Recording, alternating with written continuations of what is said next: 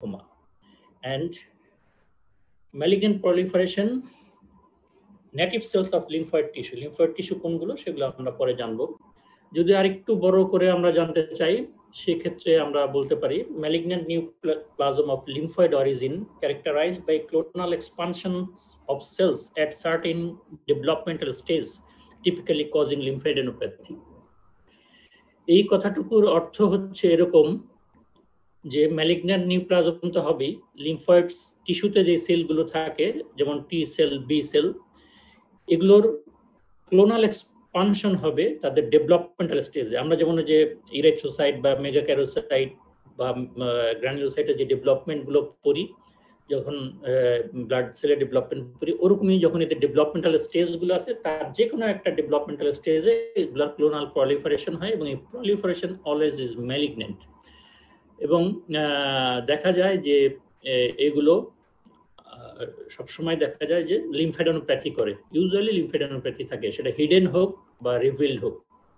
So যদি আমরা একটা কথা মনে রাখি যে লিম্ফোমা কি, lymphoma is the malignant proliferation of the cells native to lymphoid tissue. Lymphoid টিস্যুতে যে সেলগুলো আছে তার ম্যালিগন্যান্ট প্রলিফারেশন যেটা হবে সেটাই হচ্ছে lymphoma.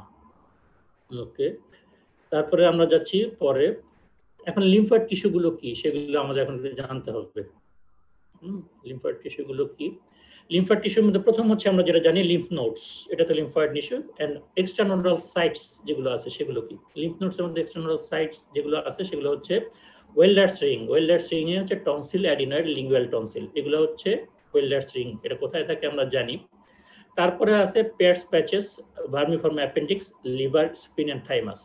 So lymphoid tissue of the body যদি আমি বলি তাহলে lymph node, tonsils, adenoid, lingual tonsil, Peyer's patches, vermiform appendix, liver, spleen and thymus, এর যে কোনো জায়গার সেলগুলো অ্যাফেক্টেড হতে পারে এবং তাদের ম্যালিগন্যান্ট ক্লোনাল প্রলিফারেশন যখনই হবে সুতরাং সেটাকে আমরা বলবো লিম্ফ নোড। এবং আরেকটা কথা ছিল যে ইউজুয়ালি কজিং লিম্ফেডেনোপ্যাথি, দেখা যায় যে অলমোস্ট সব জায়গায় একটা লিম্ফ নোড ইনভলভ হয়ে যায়। তো ঠিক আছে, পরে আমরা যাই এপিডেমিওলজি। যদি আমরা দেখি কিরকম হয় lymphoma, fifth most frequently diagnosed cancer in both sexes. এর মধ্যে হস্কিন্স হচ্ছে ফিফথ, নন হস্কিন্স হচ্ছে সিক্সথ, এরকম। মেলস আর মোর সাফারার দেন ফিমেলস, 2:1 হচ্ছে তার ratio, 2 times more, 2 times more হচ্ছে মেল দেন ফিমেল। তারপরে হচ্ছে NHL is increasing. Non Hodgkin's lymphoma যেটা আছে সেটা বেড়েই চলছে, কিন্তু হস্কিন্স লিম্ফোমা যেটা স্টিল স্টেবল। এপিডেমিওলজিতে মানে ফ্রিকোয়েন্সি আগে যা ছিল তাই এখনো আছে, আরো বাড়বে কিনা এখন আমরা বলতে পারি না। আচ্ছা, টাইপস অফ লিম্ফোমা যদি বড় করে বলি, Hodgkin's lymphoma, non Hodgkin's lymphoma. Hodgkin's and non Hodgkin's লিম্ফোমাকে ডিফারেন্সিয়েট করে কিভাবে? Presence of Reed Sternberg cell, a giant cell, এটা যখন হিস্টোলজিক্যালি কোনো একটা লিম্ফ নোড বা অন্য কোথায় পাওয়া যায় তখনই আমরা বলবো এটা হস্কিন্স লিম্ফোমা। কিন্তু নন হস্কিন্স লিম্ফোমায় রিড স্টার্নবার্গ সেল থাকবে না। এটা হচ্ছে হিস্টোলজিক্যাল ডিফারেন্সিয়েটিং পয়েন্ট। এছাড়া অনেক ধরনের ডিফারেন্সিয়েটিং পয়েন্ট আছে, সেগুলো আমরা আস্তে আস্তে জানবো। আর প্রথমে যে কথাটা বলেছিলাম, লিম্ফোমা ইজ অলওয়েজ ম্যালিগন্যান্ট। হ্যাঁ, অনেক জায়গায় আমরা ওমা দেখলে ভাবি যে বিনাইন ফর্ম আছে কিনা, but lymphoma is always malignant, এটা মনে রাখতে হবে। এবার টাইপসটাকে আরেকটু এক্সপান্ড করি, হস্কিন্সই রাখলাম। নন হস্কিন্সের মধ্যে তিনটা খুব common: follicular lymphoma, diffuse large cell lymphoma, other non Hodgkin's lymphoma. এই যে লিম্ফোমাগুলো হচ্ছে সেখানে দুইটা সেলের আধিক্য আমরা জানি, একটা হচ্ছে টি সেল আর একটা হচ্ছে বি সেল, এই তো। সুতরাং এই টি সেল বি সেলেরই বিভিন্ন স্টেজগুলো এফেক্টেড হবে লিম্ফোমাতে। একটু রিলেটিভ ফ্রিকোয়েন্সি দেখি লিম্ফোমাগুলো। হস্কিন্স লিম্ফোমা যদি আমরা পাই চার্টটা দেখি, হস্কিন্স লিম্ফোমার পরিমাণটা কিরকম আর নন হস্কিন্সের কত বড়, মানে হচ্ছে নন হস্কিন্স ইজ টু মাচ মোর কম। আর নন হস্কিন্সের মধ্যে ডিফিউজ লার্জ সেল, ফলিকুলার, আদার সেল, এইগুলো দিয়ে আমরা বোঝার চেষ্টা করতেছি অলমোস্ট সেম এই তিনটারই। এবং 85% of non Hodgkin's are B lineage, T সেলের কম, 15% টি সেলের লিনিয়েজ থেকে আসে আর বাকিগুলো বি সেল থেকেই হয়। ঠিক আছে। হজকিন্স ভার্সাস নন হজকিন্স দুইটার মধ্যে পার্থক্য বলেছিলাম যে আরো অনেক ধরনের আছে, তার মধ্যে একটা বললাম যে হিস্টোলজিক্যালি কি হয়, যে রিড স্টার্নবার্গ সেল বা এর ভ্যারিয়েন্ট থাকে। এছাড়া ক্লিনিক্যাল প্রেজেন্টেশনে ডিফার করতে পারে। হিস্টোপ্যাথোলজি যেহেতু বললাম, প্রগনোসিস এন্ড আউটকামে কোনটা প্রগনোসিস ভালো কোনটার আউটকাম ভালো এটা দিয়েও আমরা ডিফার করতে পারি Hodgkin's and non Hodgkin's. 3 common lymphomas, যত লিম্ফোমা আমরা দেখি তার মধ্যে follicular lymphoma, diffuse large B cell lymphoma, Hodgkin's lymphoma, এই তিনটা হচ্ছে সবচেয়ে কমন। তার মানে হচ্ছে দুইটা হচ্ছে নন হজকিন্স আর একটা হচ্ছে হজকিন্স। এই তিনটা হচ্ছে ক্লিনিক্যালি সবচেয়ে বেশি পাওয়া যায়। এবার আসি ক্লিনিক্যাল ম্যানিফেস্টেশন। ক্লিনিক্যাল ম্যানিফেস্টেশন কি কি হতে পারে? দুই রকম, সিস্টেমিক একটা, লোকাল একটা। সিস্টেমিকের মধ্যে fever, night sweats, weight loss, anorexia, itching, এগুলো অলমোস্ট সব টিবিতেও পাওয়া যায় বা অন্য ম্যালিগনেন্সিতেও পাওয়া যায়। তার ডিফারেন্সটা কোথায়? ফিভারটাকে আমরা বলি ইন্টারমিটেন্ট ফিভার, যেটা পল এপস্টিন ফিভার বলে। এর আগে আমি বলেছিলাম এই জিনিসটা কি ইন্টারমিটেন্ট, দেখা গেল টানা 10-12 দিন আছে, মাঝখানে নাই, আবার আসে, এরকম সাইক্লিক অর্ডারে চলে, এটাকে পল এপস্টিন ফিভার বলে। ড্রেঞ্চিং নাইট সোয়েট, মানে একেবারে রাত্রেবেলা ঘুমালে দেখা যায় গোসল হয়ে যায় আর কি, হ্যাঁ, এত সোয়েটিং হয়, এটাকে বলে ড্রেঞ্চিং নাইট সোয়েট। ঠিক আছে। আচ্ছা, তারপর হচ্ছে weight loss more than 10% in last 3 months. এই তিনটা যদি থাকে তাহলে আমরা বুঝবো যে এর সাথে লিম্ফোমারও একটা সম্পর্ক থাকতে পারে। তার কারণ হচ্ছে যে এই সিমটমগুলো, সিস্টেম যে ম্যানিফেস্টেশন, এগুলো এই লিম্ফোমা ছাড়া অনেক ডিজিজেই থাকবে। আমাদের অনেক ডিজিজেই চিন্তা করলে দেখা যাবে, টিবিতে থাকে, অনেক সময় কালা জ্বরে থাকে, অনেক ম্যালিগনেন্সি এগুলোতে থাকে, সবগুলোতেই থাকে। কিন্তু এই তিনটা আলাদা ডিফারেন্সিয়েটিং পয়েন্ট যদি আমরা খুব মেটিকুলাসলি হিস্ট্রি নিয়ে দেখি তাহলে দেখা যাবে যে এটার মধ্যে মিলে। আর লোকাল ম্যানিফেস্টেশনের মধ্যে lymphadenopathy, splenomegaly most common. Any tissue potentially can be infiltrated, যে কোনো টিস্যুতেই এটা ইনফিল্ট্রেশন হতে পারে, তবে লিম্ফাডেনোপ্যাথিটা হচ্ছে কমন। স্প্লিনোমেগালি, হেপাটোমেগালি এগুলো থাকতে পারে। আদার ম্যানিফেস্টেশনের মধ্যে কি কম্প্রেশন অফ স্ট্রাকচারস, কিভাবে মেডিস্টেনিয়ামে যে লিম্ফ নোড আছে, মেডিস্টেনাল গ্রুপ অফ লিম্ফ নোড, মেডিস্টেনাল স্ট্রাকচারকে যখন কম্প্রেস করে তখন সেখানকার সিমটম আসবে। স্পাইনাল কর্ডে যদি কম্প্রেস করে তার সিমটম আসবে, ইউরেটারকে করলে তার আসবে, পোর্টা হেপাটিসে করলে তার আসবে। যেমন পোর্টা হেপাটিসে যদি সে কম্প্রেস করে কি হবে? জন্ডিস হবে। মেডিস্টেনিয়ামে যদি করে তাহলে কি হবে? তার ডিসনিয়া হবে, ডিসফেজিয়া হবে, এবং সুপিরিয়র ভেনা কেভাকে কম্প্রেস করে দেখা যাবে ফেশিয়াল ইডিমা, কেমোসিস, অনেক কিছু হতে পারে। এই ডিটেলসগুলো আমি লিখলাম না, একটু বই থেকে দেখবা। তার মানে হচ্ছে কম্প্রেশন অফ দ্য স্ট্রাকচার, যেগুলো কম্প্রেশন করতে পারে, লিম্ফ নোড এনলার্জমেন্ট হয়ে যেসব জায়গায়, সব ধরনের সিমটম এখানে হতে পারে।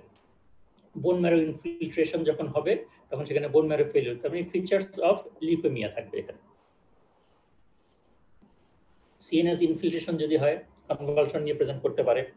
Immune haemolysis or thrombocytopenia, haemolysis যখন হবে সে প্রেজেন্ট করবে অ্যানিমিয়া নিয়ে। থ্রম্বোসাইটোপেনিয়া যদি হয়, পারপুরা ব্লিডিং নিয়ে ম্যানিফেস্টেশন হবে। কি নাই, অনেক কিছুই হতে পারে। প্লুরাল প্রিকার্ডিয়াল ইফিউশন অ্যাসাইটিস এগুলো হতে পারে। প্লুরাল ইফিউশন, প্রিকার্ডিয়াল ইফিউশন এগুলো দিয়ে শ্বাসকষ্ট হতে পারে, মেকানিক্যাল দিয়ে অ্যাসাইটিস হয়ে। তার মানে শ্বাসকষ্ট অনেকভাবে হতে পারে। যদি আমি লার্জ ব্রঙ্কাস বা ট্রাকিয়াকে কম্প্রেস করি সেখান থেকে হতে পারে, অথবা প্লুরাল ইফিউশন এগুলো দিয়ে হতে পারে। পেইনলেস এনলার্জমেন্ট অফ দ্য টেস্টিস, টেস্টিসে যদি ইনফিল্ট্রেশন হয় তাহলে এই জিনিসটা হবে। সিমটম অ্যানালাইসিস, সিমটমগুলোকে আমরা দুই ভাগে ভাগ করি, A symptom, B symptom. A সিমটমটা কি? Absence of B symptom. তার মানে হচ্ছে বি সিমটম না থাকলে এ সিমটম বাকিগুলো। তার বি সিমটম কি? ওই যে যেটা বললাম, fever, night sweats, weight loss, এইগুলো যদি থাকে তাহলে বি সিমটম। কেন এ সিমটম বি সিমটম বলা হয়? Two choice treatment modalities in Hodgkin's lymphoma. Hodgkin's lymphoma কি ধরনের ট্রিটমেন্ট আমরা করব, কোন ড্রাগ অ্যাড করব না করব, এটার জন্য আমরা এ সিমটম বি সিমটম করি। ঠিক আছে। ওকে, সিমটম ভ্যারিয়েবিলিটি, মানে সিমটমগুলো কিভাবে আসে? সিভিয়ারিটি, অ্যাসিমটোমেটিক টু এক্সট্রিমলি ইল, মানে কোনো কোনো পেশেন্টকে দেখা যাচ্ছে কোনো সিমটমই নেই but is a patient of lymphoma. আবার কোনো কোনো পেশেন্ট দেখা যায় যে উইদিন এ উইক খারাপ হয়ে যায়, এক্সট্রিমলি ইল হয়ে যায়। Time course, evolution over weeks, months আর ইয়ার্স। ওই যে বললাম যে খারাপ যেগুলো হয় 1 সপ্তাহ 1 মাসের মধ্যে খারাপ হয়ে যায়, অনেকগুলো আছে ধীরে ধীরে ধীরে ধীরে বড় হয়। লিম্ফেডেনোপ্যাথি আস্তে আস্তে হচ্ছে, রোগীর তেমন কোনো ম্যানিফেস্টেশন নাই। ইউজুয়ালি নন হজকিন্স লিম্ফোমা গুলা উইকস টু মান্থস এর মধ্যেই প্রেজেন্ট করে এবং এগুলা এক্সট্রিমলি ইল থাকে।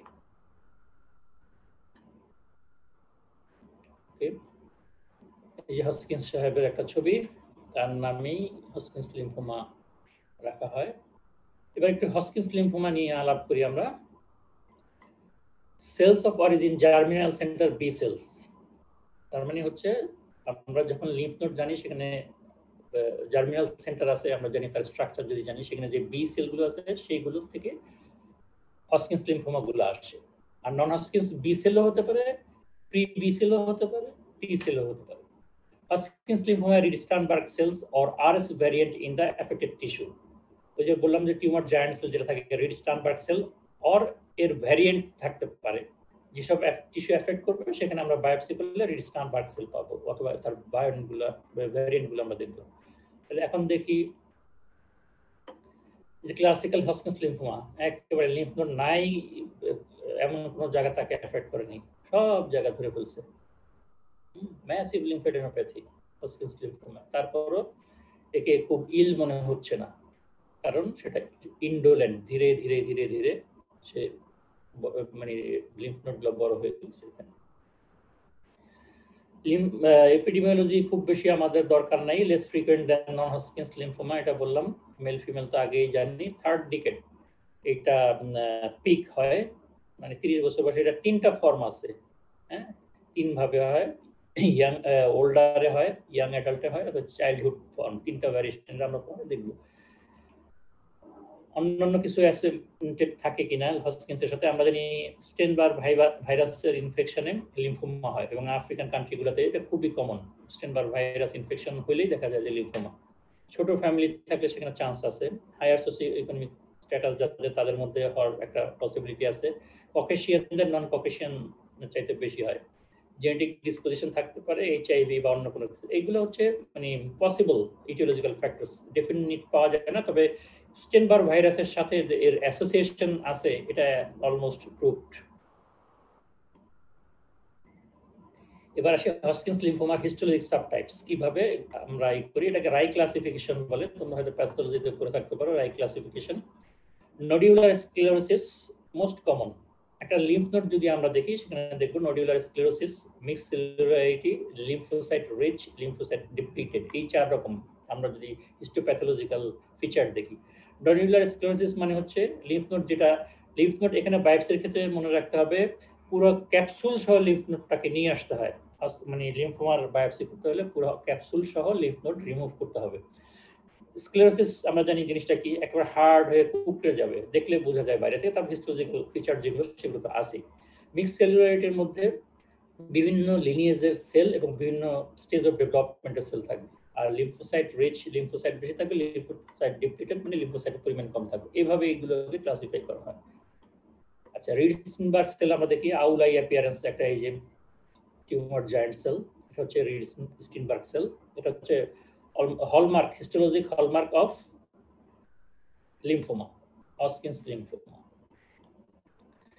আর রিড-স্টার্নবার্গ সেলসের ভ্যারিয়েন্টস আছে কিছু। এটা হচ্ছে ক্লাসিক, যেটা তখন দেখালাম, এটা আউলাই অ্যাপিয়ারেন্স। এটা মিক্সড সেলুলারিটি ভ্যারিয়েন্টে দেখা যায়। ল্যাকিউনার সেল, এই যে বড় বড় ল্যাকিউনি দেখা যায়, এটা হচ্ছে নডিউলার স্ক্লেরোসিস। অথচ নডিউলার স্ক্লেরোসিস হচ্ছে সবচেয়ে কমন। আর পপকর্ন সেল যেটা, সেটা পাওয়া যায় লিম্ফোসাইট প্রিডমিনেন্ট। আর যেটা মিক্সড, তার মধ্যে এইগুলার মিক্স সবই পাওয়া যেতে পারে। ওকে, এবার আসি স্টেজিং অফ লিম্ফোমা, এটা খুব important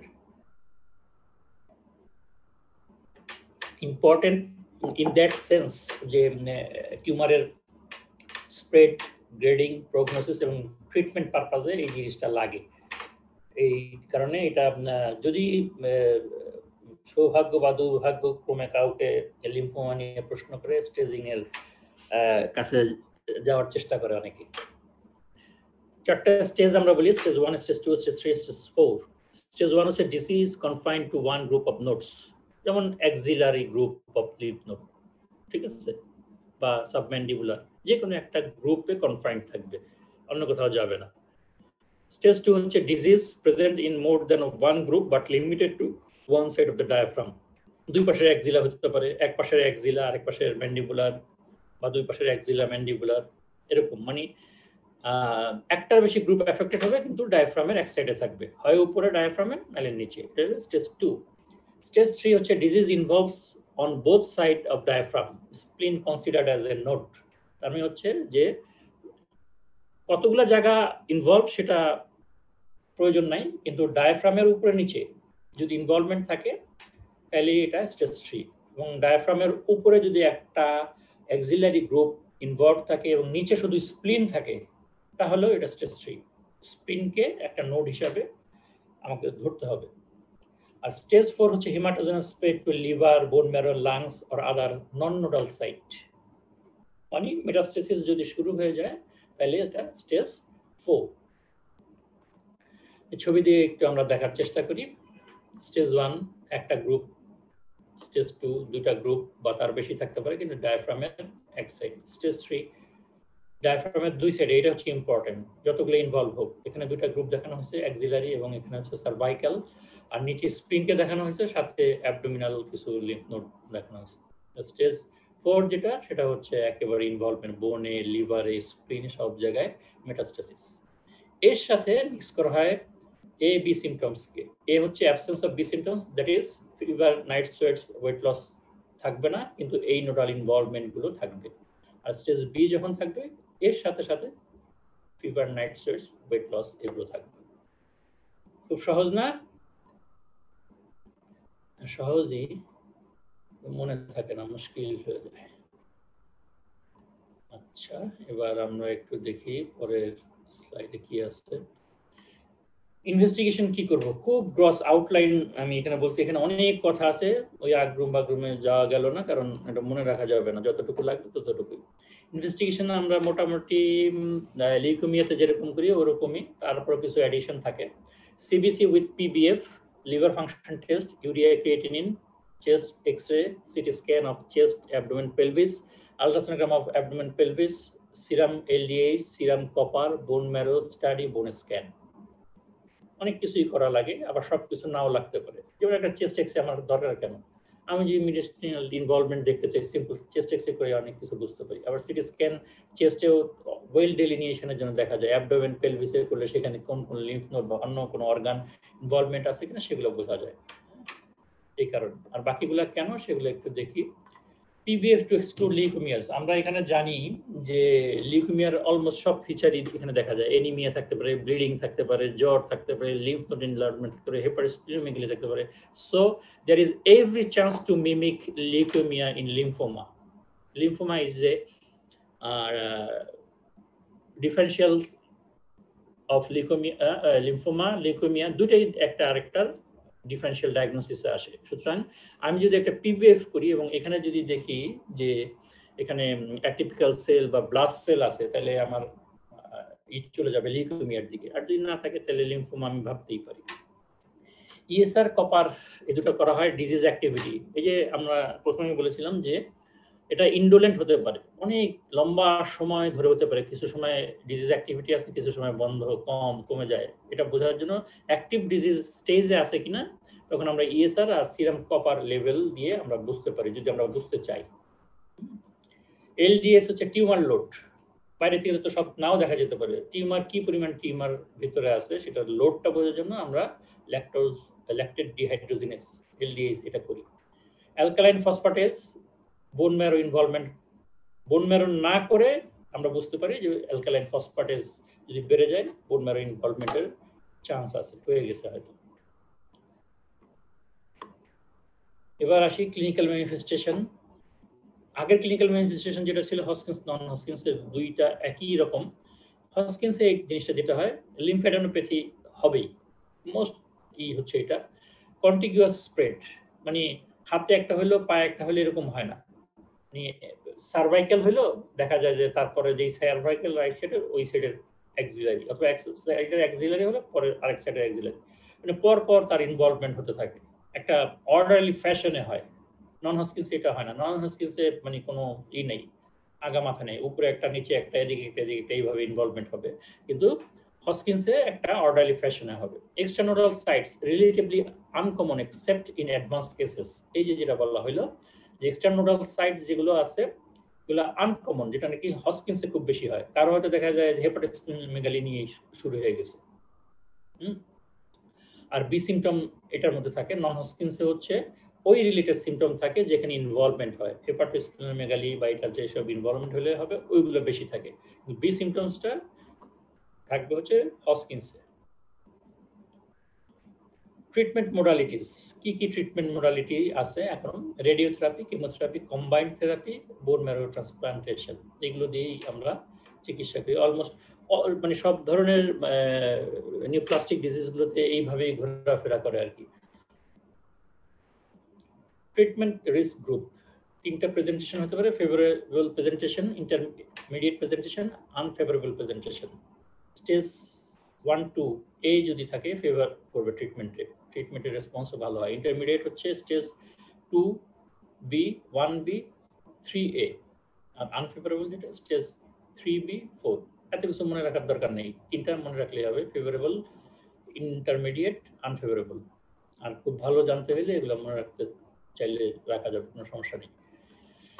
Choice of treatment, duration of chemotherapy and volume of radiotherapy depends on presence of B symptoms, initial stage of the disease, bulky disease.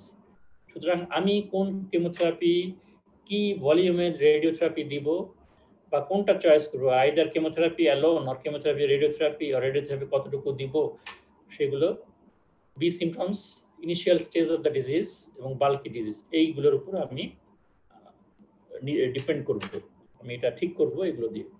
Bulky ডিজিজটা কি, এটা অনেক সময় জিজ্ঞেস করে। বাল্কি ডিজিজ হচ্ছে mediastinal mass is more than 1/3 of the thoracic diameter, মানে ভিতরে এমন পরিমাণ লিফ নোড এনলার্জমেন্ট হয়ে গেল যে সে থোরাসিক ডায়ামিটারের 1/3 বেশি ইনভলভ করে ফেলতেছে। সুতরাং আমি একটা এক্সরে করলে এখান থেকে বুঝতে পারি, আমি একটা সিটি চেস্ট করলে এখান থেকে বুঝতে পারবো। Lymph node mass 10 or more centimetre. Lymph node যদি এরকম হয় যে এর আগে যে ছবিটা দেখালাম, যে একটা লিম্ফ নোড বিশাল সাইজ, 10 সেন্টিমিটার তো কিছুই না। 10 সেন্টিমিটার মানে কত?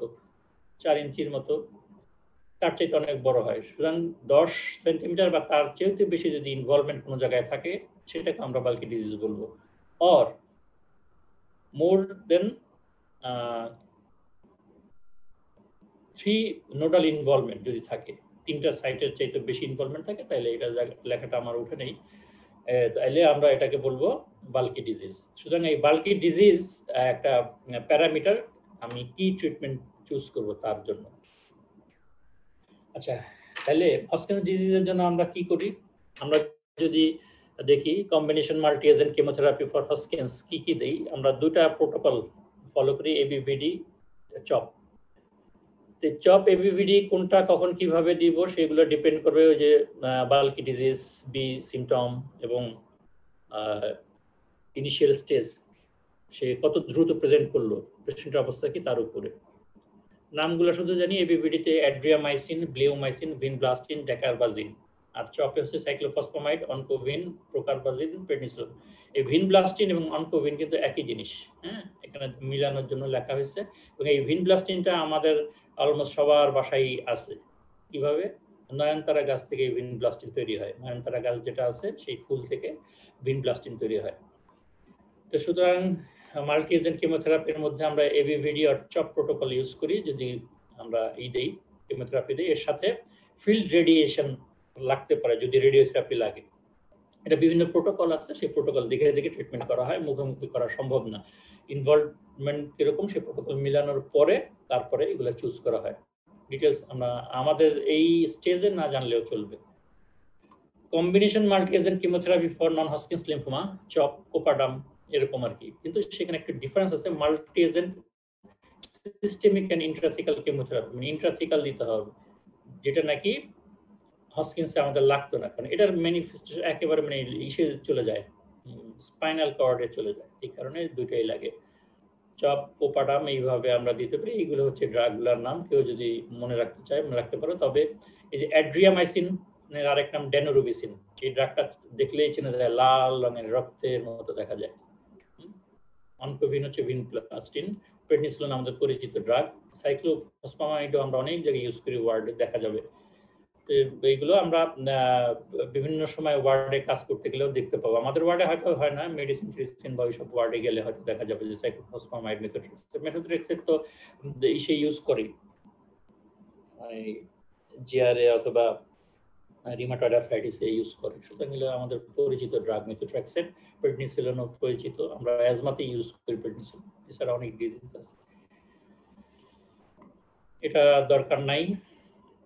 আচ্ছা, long term complications of treatment, আমরা যদি যে ট্রিটমেন্ট দিই কেমোথেরাপিউটিক এজেন্টের, তার লং টার্ম কিছু কমপ্লিকেশন হয়, ইনফার্টিলিটি হয়, সেকেন্ডারি ম্যালিগন্যান্সি হতে পারে, আরেকটা ম্যালিগন্যান্সি ইনভাইট করতে পারি, বা কার্ডিয়াক কিছু ডিজিজ হতে পারে। ইনফার্টিলিটি দেখা যায় যে মেলের বেশি হয় ফিমেলের চাইতে, মপে বেশি হয় বেবিডির চাইতে। এই কারণে স্পার্ম ব্যাংকিং এর কথা বলে যে যাকে দেওয়া হবে এবং তার ফ্যামিলি কমপ্লিট না এবং সে যদি রিপ্রোডাক্টিভ এইজের থাকে, তাহলে স্পার্ম ব্যাংকিং এর কথা চিন্তা করতে হবে, তারপরে তাকে আমি দিব, কেমোথেরাপি দিব। তারপরে হচ্ছে ফিমেলের ক্ষেত্রে দিলে প্রিম্যাচিউর মেনোপজ হতে পারে। এগুলো হচ্ছে infertility related complication long term. আর সেকেন্ডারি হচ্ছে আমি দিলাম, সেখান থেকে আবার স্কিন, এএমএল হতে পারে লাংসে, এই অনেকগুলো আবার সেকেন্ডারি ম্যালিগন্যান্সি ডেভেলপ করতে পারে।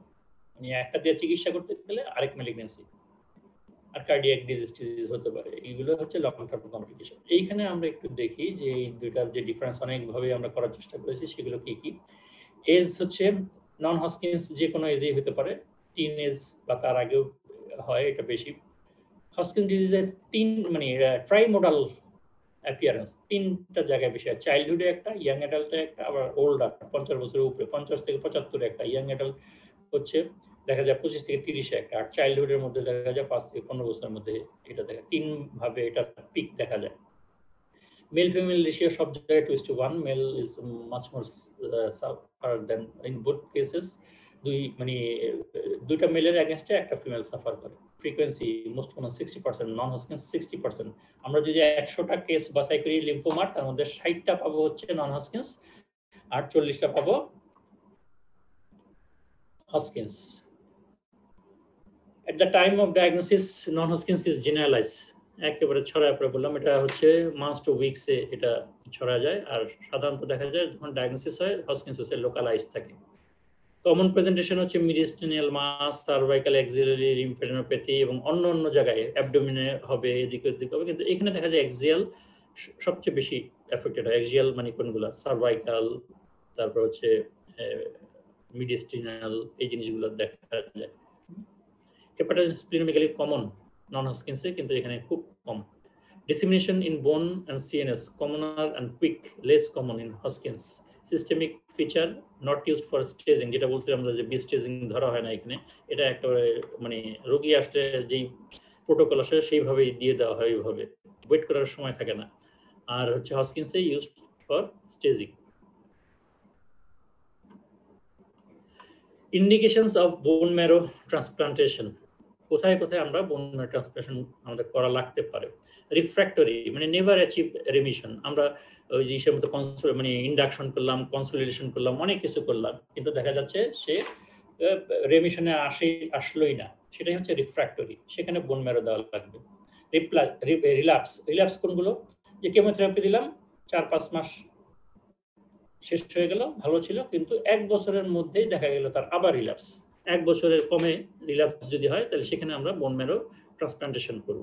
আর বোন ম্যারো যদি ইনফিলট্রেট করে এবং এটা এমন হয়ে যায় যে মানে অ্যানিমিয়া, থ্রম্বোসাইটোপেনিয়া কোনোভাবে কারেকশন করা যাচ্ছে না, তখন বোন ম্যারো ট্রান্সপ্লান্টেশন করতে হবে। এই ছিল লিম্ফোমা সম্পর্কে একটা আউটলাইন, খুব জটিলে যাওয়ার কোনো নাই। এখন যদি তোমাদের কোনো প্রশ্ন থাকে করতে পারো। স্যার আসসালামু আলাইকুম স্যার। স্যার বোন ম্যারো ট্রান্সপ্লান্টেশনের প্রগনোসিস কি রকম স্যার? প্রগনোসিস যেগুলো করা লাগে সেগুলোর কোনোটারই প্রগনোসিস আসলে ভালো না। হ্যাঁ, বোন ম্যারো ট্রান্সপ্লান্টেশন কোনগুলাই করি, যে কেমোথেরাপি এবং রেডিওথেরাপি এই দুটাতে রেসপন্স করে না অথবা তার রিল্যাপস হচ্ছে, হ্যাঁ, সেই দুটাতে করি। সুতরাং 5 ইয়ার্স সার্ভাইভাল এক্স্যাক্ট আমি বলতে পারবো না, কিন্তু ভালো না আর কি, প্রগনোসিস গার্ডেড। আমরা সাধারণত ম্যালিগন্যান্ট ডিজিজগুলোতে 5 ইয়ার্স সার্ভাইভাল দিয়ে তার প্রগনোসিসটা বোঝার চেষ্টা করি। হ্যাঁ, কিন্তু এক্ষেত্রে গার্ডেড, মানে রোগীর আর কিছু করার নেই, তাকে বাঁচায় রাখার জন্য বোন ম্যারো হয়তো 5 বছরের মধ্যেই তার কিছু একটা এক্সাক্ট এটা আমার মনে নেই, আসলে আমি জানি না। আর কিছু?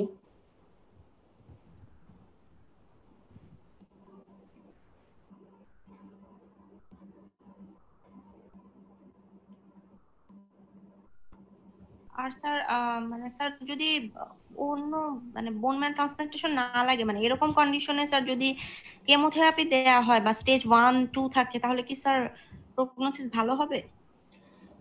হজকিন্স লিম্ফোমা তো বেশ ভালো প্রগনোসিস, ভালো হয়ে যায় হজকিন্স লিম্ফোমা। হ্যাঁ, সমস্যাটা হয় হচ্ছে নন হজকিন্সের।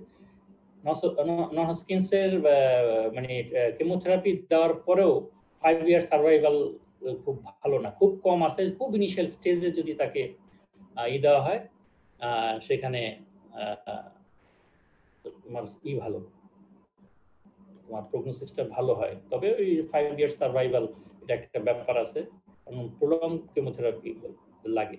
আর লিম্ফোমা, হজকিন্স লিম্ফোমা যেটা, হজকিন্স লিম্ফোমা অবশ্যই মানে বেশ ভালো, তার প্রগনোসিস ভালো, এবং বেশিরভাগ ক্ষেত্রে দেখা যায় হজকিন্স লিম্ফোমা কেমোথেরাপিতেই করে, রেসপন্স করে। আরেকটা জিনিস তোমাদের খেয়াল রাখতে হবে যে আফ্রিকান কান্ট্রিগুলোতে স্টেইনবার্গ ভাইরাস এত বেশি, এবং ওইখানে অনেক বাচ্চা এফেক্টেড, এবং এটা নিয়ে ওরা খুব বেশি অরিড না, কারণ তারা জানে যে তাদের কেমোথেরাপি দিলে তারা ভালো হয়ে যাবে। হ্যাঁ, জি স্যার, থ্যাংক ইউ। আসসালামু আলাইকুম স্যার। স্যার আমি ডাক্তার অদিতি সরকার বলছিলাম, রেজিস্ট্রার নিউনাটোলজি মিডফোর্ড হসপিটাল থেকে।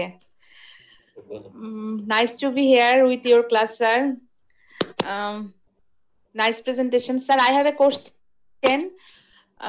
Can I ask? Yeah, sure. Sir, we know that sweating occurs in so many diseases, especially night sweats such as Kala-Jor, tuberculosis, and lymphoma also. But in lymphoma, we saw the patient previously and in book the drenching night sweats. Why so much drenching occur in here? Exact cause, if you know, you can share with us. Why so much sweating occur?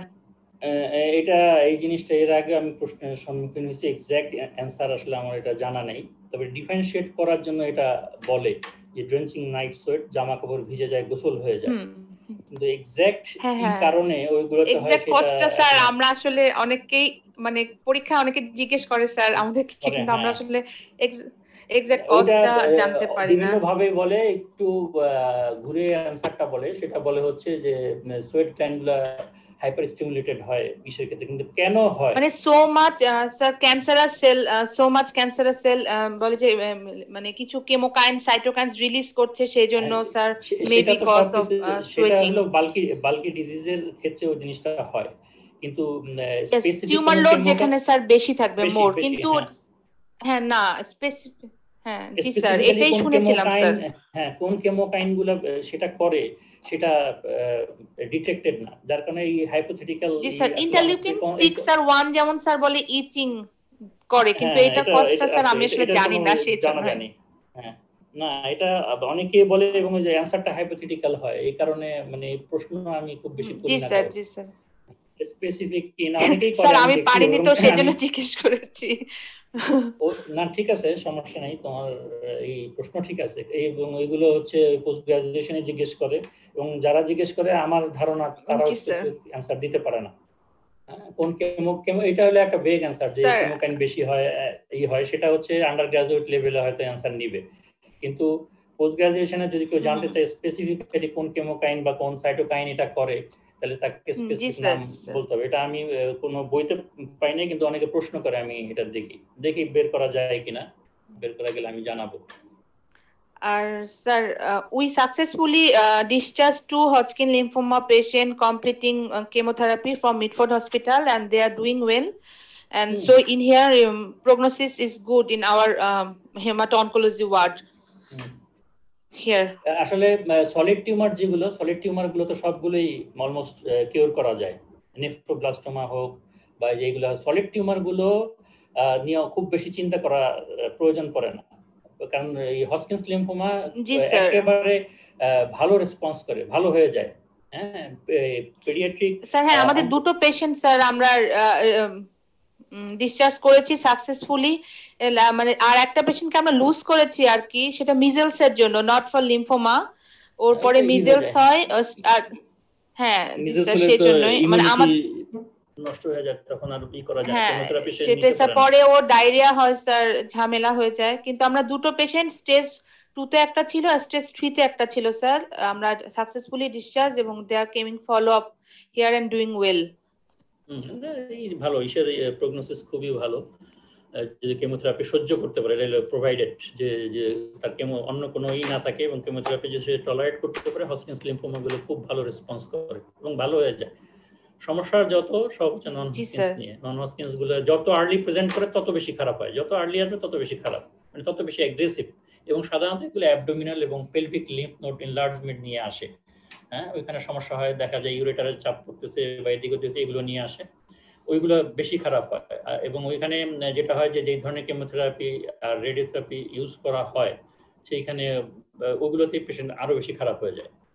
তবে Hodgkin's lymphoma hopeful, solid টিউমারের মধ্যে Hodgkin's lymphoma, তারপরে nephroblastoma, Wills tumour যেগুলো, এগুলো সবই খুব ভালো response করে।